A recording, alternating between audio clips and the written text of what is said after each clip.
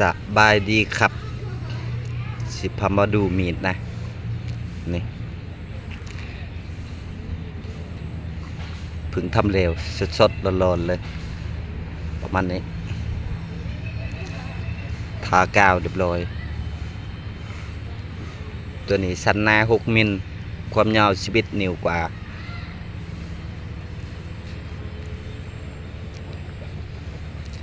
เล็มยาว11 นิ้วกว่าๆนะประมาณนี้สวยงามหลายถิ่มลอยไฟปะไว้เลยนะ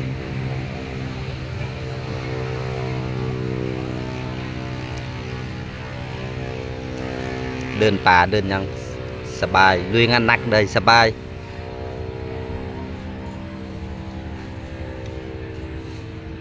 ประมาณนี้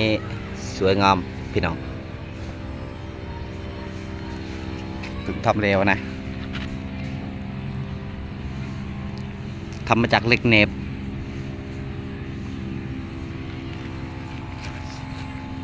งามหลาย